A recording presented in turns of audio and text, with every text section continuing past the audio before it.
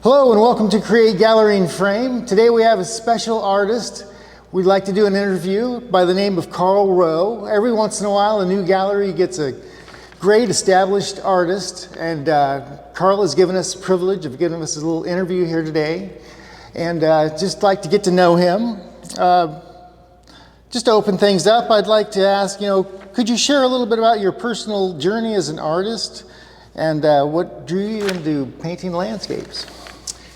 Well, thanks. It's good to be here. Thank you. I really love your new gallery. It's a terrific space and a really great addition to the city. The cities. I guess we're in a different city here, aren't we? Yeah, Garden City. Good.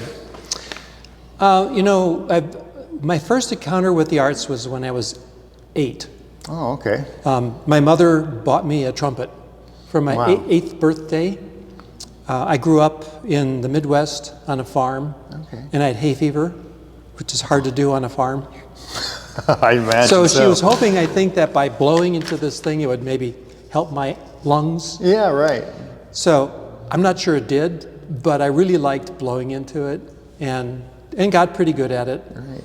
And that and singing, I pretty much started in music. Okay. All the way through college. And then after that, I got involved in theater, which I did for about 3 years in San Francisco after I moved west. And then in my mid-20s, I discovered dance. And so I spent 3 years training as a dancer. Okay. And when I was 30, which is a little old to be starting a dance career, but that's what I did. Yes. I got hired into a professional dance company. All right. And did that for 5 years. And there I started to choreograph. And I did that for a long time, probably, well, too long to say. Yeah, yeah. So I've been in the arts in the performing arts for pretty much all my life. The painting part came when I first came to Idaho. I lived in Ketchum in Sun Valley, which, as you may know, is very beautiful. A beautiful place, It's a beautiful place. And if you grew up in Illinois, yes, it's really different. Yes, it is. I don't know if there's any landscape painters in Illinois, but if there are, I'm not sure what they paint. Yeah, right. Because it's mostly cornfields, and it's flat. Flat for days. So when I moved west, and especially when I came to Idaho and lived in the Wood River Valley, I couldn't believe it was just so beautiful. It was, and I couldn't even describe why I thought it was so beautiful. It just, every day, it was just a fabulous place. Yes, it's a beautiful little ecosystem. It really is. Yeah. And so it was there that I just, out of curiosity, I wanted to have a way of interacting with that landscape. Right. And I decided to try to learn how to paint. Wow. So that's how I got started doing that. Yeah, you've certainly taken it a long way and have produced some beautiful work. Well, thank you. Yes, I've been awestruck since I've viewed your work, and just traveling throughout Idaho, I'm captivated by the distant landscapes, seeing the atmospheric fades. It's really lovely. And to bring that up, as you're painting and as I'm out there viewing the landscape in awe of Carl Rowe's work, is there a moment when a landscape seems to reveal itself to you as a painting? And what does that feel like? Well, yeah, there is a moment. It's actually, most of the time it's pretty quick. I'll be out somewhere and I'll turn and just, there it is. There it is, right. And then as I look more, I see more. And after a while, it's everywhere. Yes, it is. It's addictive. And so and as I've worked with the landscape over the years, I'm attracted to both bigger and smaller things. Sometimes it's a much bigger sense of a place, like a really enclosed but complete place, and other times it's just very small parts of a place that have their own particular design and feeling and beauty to it. So it turns out it's sort of everywhere. Right. Yeah, just I've dabbled in a little bit of plein air myself. I've seen those beautiful views, but to actually capture it on the canvas as intended is quite difficult, and I admire your work every time I look at it. You've briefly brought up a past with dance and choreography, and I'm really curious on how that influenced your work in painting as far as composition, light, color, and even the movement within your paintings is quite directive and always a new discovery. Just letting my eye travel through your paintings, it's quite an experience. Well, it's had a big influence in many ways. Some of the ways dance did not influence my painting is I don't look to painting for movement. Even though there's probably some in my work, Right. I don't think that way because I think in terms of human beings when I think of movement. Okay, yeah. So it's not really something I'm trying to put off onto painting because I have such strong connections with it from my working with human beings Right. in movement. Plus a composition, a choreography, which is composition and dance. It is a composition, but it's constantly changing. Yes. And when I was doing it, I was aware that a theater is a framed space. Yes. And you're looking at it much as you would a painting or something like that. Right. The only difference is it has another dimension, which is front to back. Right. So it's a moving composition within a three-dimensional area. And I was aware of that when I would choreograph. Yes. So when I moved to a two-dimensional art form, I try to suggest that if I can, but I'm not necessarily looking for movement as like with brush strokes or anything like that. Right. I don't know, just never really came that way. But the way it has influenced it is in the theater, especially in dance, it depends very much on lighting. Yes. And in dance we had a very specific way of lighting on stage, and it's primarily side lighting, which is coming from the wings, the sides of the stage, not very much from above or in front, a little bit, Right. just to light the face. But mostly we brought the light in from the sides to accentuate the form of the body. Yes. So it's very sculptural. And this is what attracts me to foothills in Idaho, is they're very sculptural. They are. And so they're sculptural because of light. And in the middle of the day, they're not so sculptural. True. You know? I mean, they are, but they're not as much. It's not as dramatic. Right. And I'm a little drama-oriented. So I like to pull that particular part of the landscape out in my paintings to accentuate that. Yeah. Also, another thing that the lighting in dance showed me was that things can be any color. The color of something is really, there is no real color of something. Yeah. Anything, you included, could be any color, depending on the light that I shine on you. Yeah. So all color is dependent on the light that shines on it. That's why the sky and the surfaces of things look different at sunset than they do at midday, because the actual color range of the sun is different in the evening and morning than it is at noon. Right.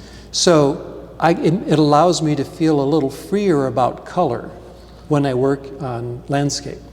Yeah, I think that's a fascinating way to get into the painting and drawing and whatnot, because you already had a world that you could already sculpt, invent.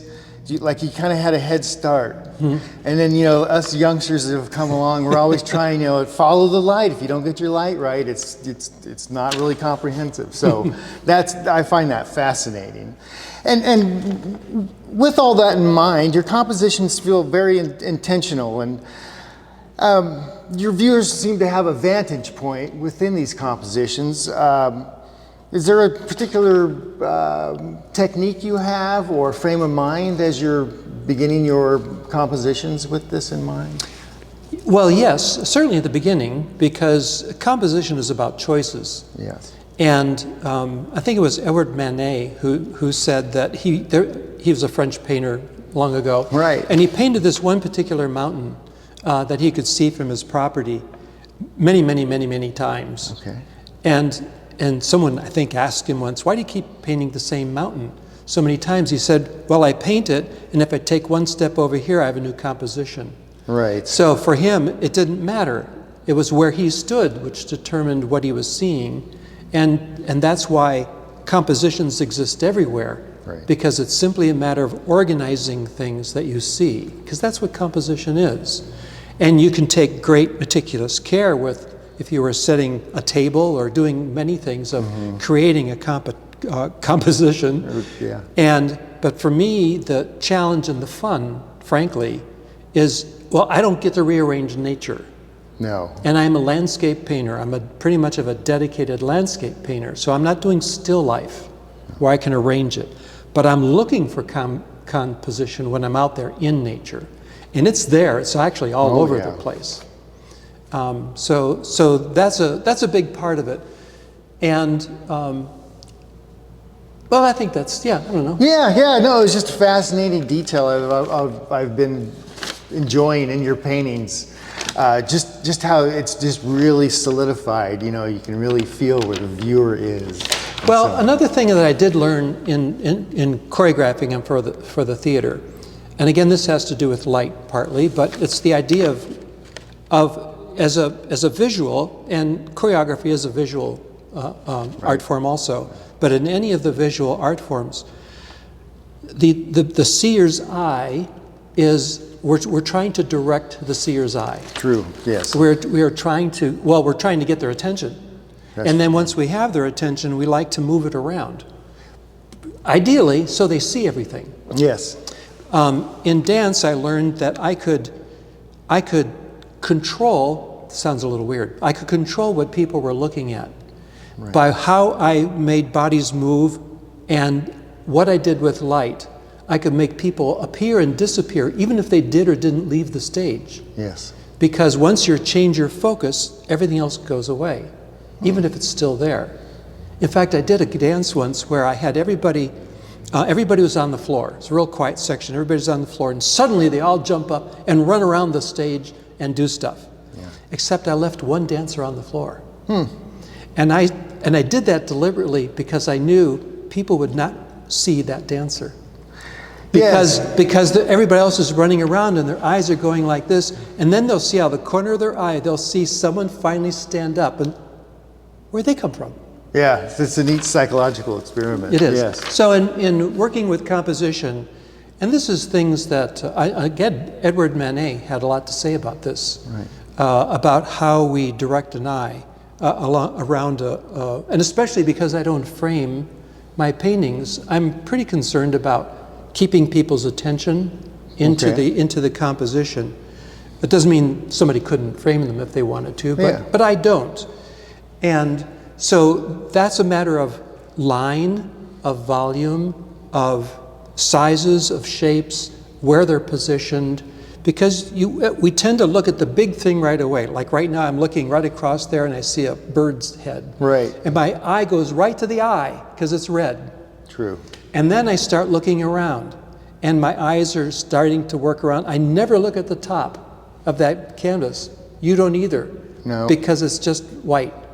And so we tend to start following things, and we don't even know this really too much. No, you're not quite aware of it. But we do it. Right. So as an artist, and I'm sure a lot of artists do this, we are thinking about how to keep people engaged and how to get them to, we want them to see everything. It's true. So we want to try to guide their eye around. Yeah, no, that's a great explanation of how you work. I'm just continually fascinated by your approach and how you've evolved as an artist.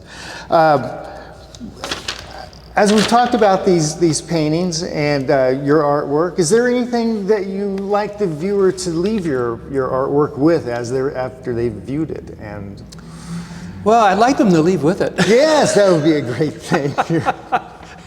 We're in a gallery here, where right, yeah, these things are all for sale. Right, yes, of course. But, I try not to either predict or influence someone. Yes. I really want them to engage anything I've done from a pretty open, raw place. I don't want to tell them what to think or what to feel or what they should be seeing. Some of that it can enhance. If somebody's already interested in something, it might enhance it. But if they don't get something from it in the way, like when I go out into the land and I see something, it goes poof like that. Yes. Paintings do the same thing. You see it on the wall and you just go, whew, you just look at it. You can't stop looking at it. And then you might want to learn more about it and stuff, Yeah. but it's that first bam, and a lot of artists, I think, when they watch people go by, they see that. Yeah. And what's hardest for an artist is when people go like that, and they keep walking. That just drives them crazy because like, nothing happened. So I want people to have an experience, but it's going to be their own experience. And I try not to influence them at all if I can. Right. If they ask me, I'm happy to talk about it like we're doing now. Exactly. But if the work cannot speak for itself, then, you know. Well, we certainly want people to come here to Create Gallery and Frame and see Carl's work. Get that gut intuition that you'd love to buy one, take home to your living room. We'd love to help you with that. Carl's work is up through the month of August.